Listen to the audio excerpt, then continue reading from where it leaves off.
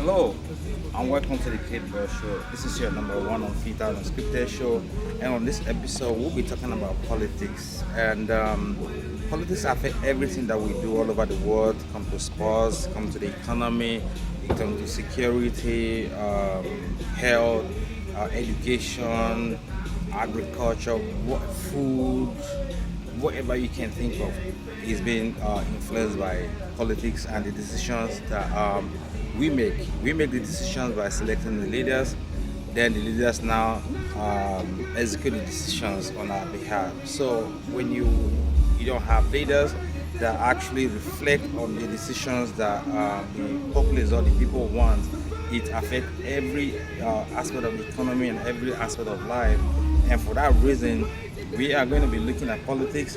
And because there's a politics season in Nigeria, election season in Nigeria, we'll be concentrating on Nigeria and we'll be looking at the candidate. Okay, we have four leading candidates right now, and the person of Mr. Peter Gregory Obi, and the person of Atiku Abubakar, and the Jagaban, Ahmed Bola Tinubu, and Engineer Kwankwaso. So we'll be looking at these four candidates. But one cannot take away the excitement about Nigerian politics right now, what is happening in Nigeria right now. It is very obvious and very clear that there's a third force. And there's a third force, and if you want to say the fourth force by Kwankwaso, you can also say that too. But right now, we'll be looking at Peter Obi on this particular episode, what Peter Obi brings to Nigerian politics and all that. Like I said, the excitement is very clear and very obvious. And initially, Peter Obi was not being, he's not been taken serious by other political parties. They were saying, "Oh, he's an online candidate. He's all about social media." But now they have seen that other political parties have seen that Peter Obi is no longer just a social media candidate. He's now on ground. And there was another story about he doesn't have a structure, and he countered the structure. That structure is the reason why Nigeria is the shape that it is today, because everybody recognizes the fact that Nigeria is in a bad shape. Even the current administration, the past administration, and even the international community recognize that Nigeria is in a poor state. So what are we going to do?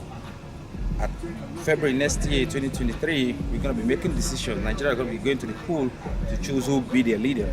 And I just want to look at what Peter Obi brings on board today on this particular episode. So this is going to be about Mr.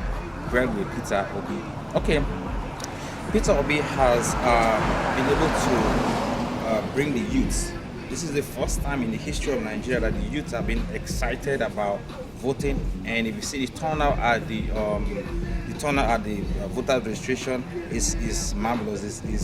It's never been like this. Within the period of time, INEC give a record of highest number of registered voters because they want to vote. They want to be part of the decision-making process, and it's very interesting that this is ongoing in Nigeria right now.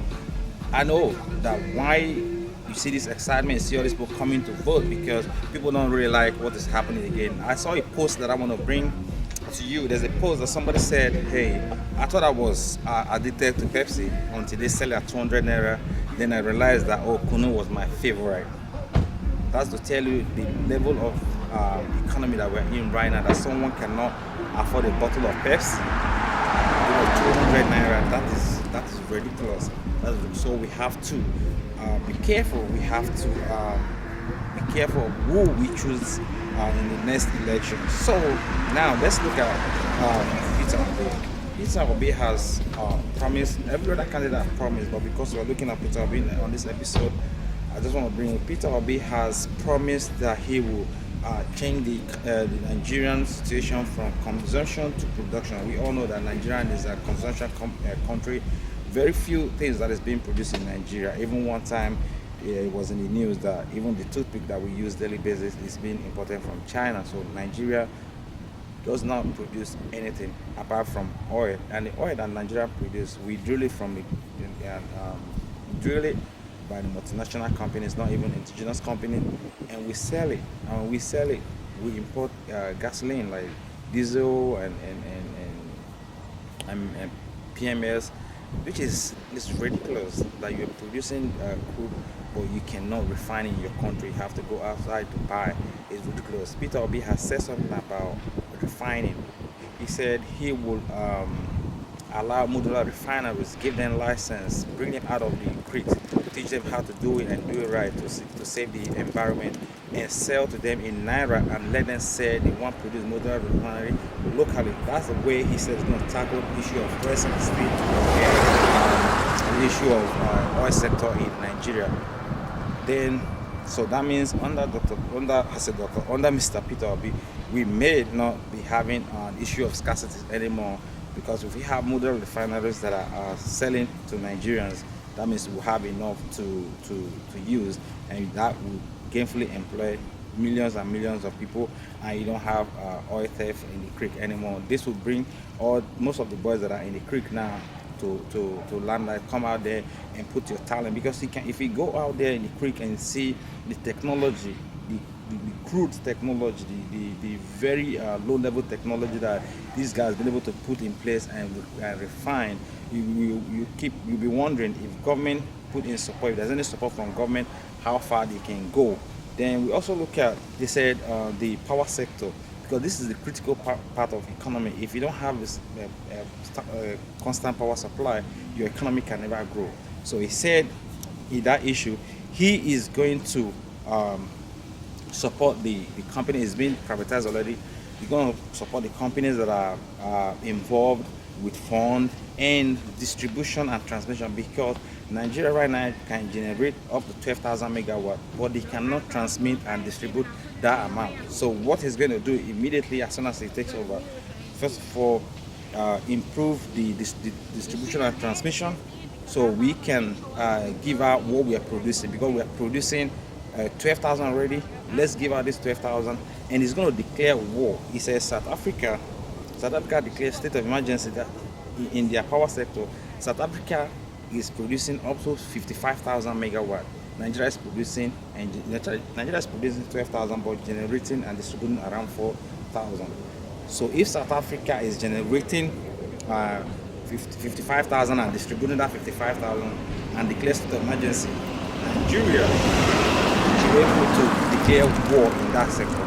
So people can generate, if he can generate light power, come to the government, get a license, and deregulate. I mean, make it easier, remove all the bottlenecks that would make it difficult for people to generate power. Allow people to generate power and just give them guidelines and rules on how to generate it and get the license from government. That's another way government can also make money, because people are going to pay, those companies will pay taxes and people will begin fully employed. To my greatest surprise, that states like Lagos State, River State, Kano State, those states that generate, they are claiming they are generating high volume of internal revenue, cannot generate power in their state. So what do you do with the money? You say, oh, Lagos State generate 12 point something billion naira for internal generated revenue. So what are you doing with the money? Why can't you generate power supply in your state? I mean, it should be taken from Fed exclusive list. If it has been done that, then give it out to the state. Let state generate. State can also have local companies that can generate. Even local companies can also partner with companies to generate light in their local government areas. He said something about that. Then let's move to agriculture. What he said about agriculture, he said that the fiscal asset Nigeria has today is the vast uncultivated land in the north.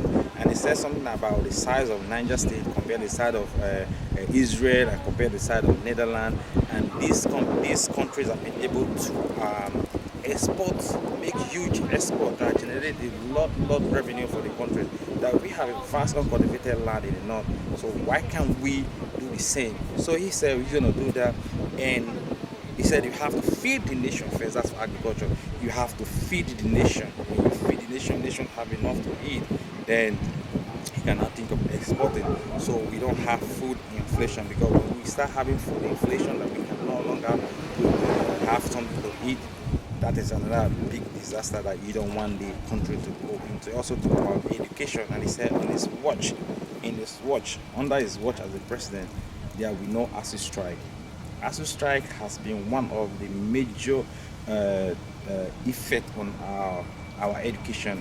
You see, some people gain admission in the 4 year degree program and we finish in 5 years or 6 years because of ASU strike.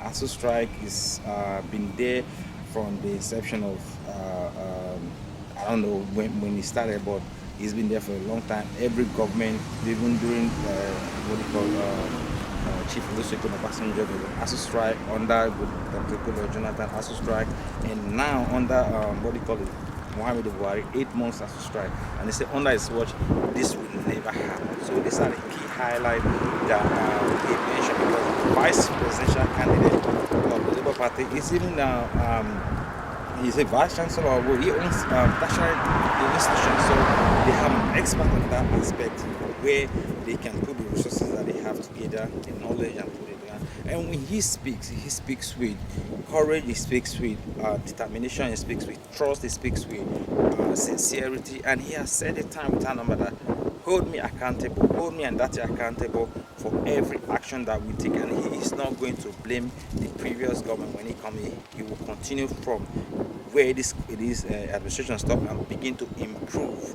He will not go back and put any blame on anybody. That's what I want to hear from our leader. That's what I want to see. Not coming on stage and be talking about the previous government, what they did and what they did not do. Because when you came in, you were aware of the deficiency, you were aware of why things were not going on right, and that is why you came forward to win the election, to contest. So when you win, you don't have any chance to look back and be blaming. Go ahead and work. I think this is going to be the end of today's episode. There are several issues that he talked about. He talked about security, and he named one thing that is very consistent about him is security. I'm sorry, I wanted to move away without security. This is very key. One thing that is very consistent about what Mr. Peter Obi said about security is, he said security will be his third priority, because if lives and properties are not secured, you cannot govern. And he has been very consistent saying that I would not, he said, I would not tell you how I will do it, but I'll be very precise. That tell you that this is someone who has the security ideas or experience, because you don't come on national TV and air out what you want to do about security. Even here in the US, when when you have oversight function on security, where you have the FBI director, you have the CIS and other security chiefs, when they have an oversight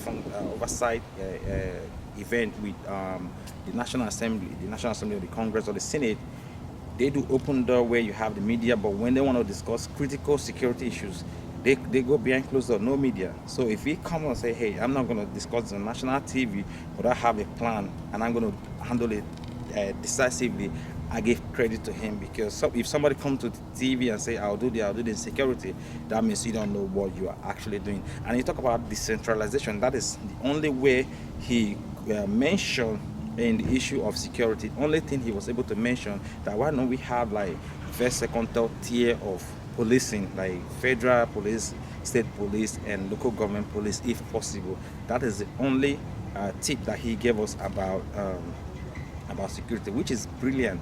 Because over here you have the FBI who is involved in federal bureau investigations. Then you have the state troopers, you have the state troopers, you have the city police, you have the sheriff. So when you have several tiers of government that work in synergy, and the intelligence unit, the CIS, you have the intelligence unit, then you can begin to tackle security. But when you just have a national police who just come in a neighborhood that he doesn't even know anybody, he doesn't even know the street, he doesn't even know the town, doesn't know the chiefs, doesn't know the youth leader and all that, they don't even speak the same language, it's very difficult to secure. But when you bring the security to the grassroots, where you have the local government police who knows what they're actually doing within the local government, they know the street, they know the people, they know the next door. When a crime is being committed, they know where and what to do immediately in that particular neighborhood. It is key to our security. I like that what he said about security. So what else did he talk about? He talked about seeing him as a pan-Nigerian, not an Igbo candidate, but he is from the Igbo. He cannot deny where he's coming from, but don't see him as an Igbo man. Don't vote him as an Igbo man. This is the first time we're having a nationalist since the days of the Herbert Macaulay and Andy Zazkiwe and their Wulubus. This is the first time we're having somebody again who has come to say, don't vote me because I'm from this tribe or this nationality. Don't vote me because I belong to this faith, the Christian faith. Vote me as a candidate. Vote me as a Nigerian who is coming to deliver Nigeria, to take Nigeria to where Nigeria needs to be. I don't think Peter Obi can single-handedly take Nigeria to where Nigeria needs to be, but he can take Nigeria to the right direction. He can set the basic foundation, and Nigeria can continue to work from there. But we're gonna be doing more episodes on Peter Obi and every other candidate. But this time we're gonna be ending to this episode. But stay tuned, stay with Clipboard Show. If you're new to this channel, please hit the subscription button so you know when we drop. Notification bell will also alert you as soon as the content comes out.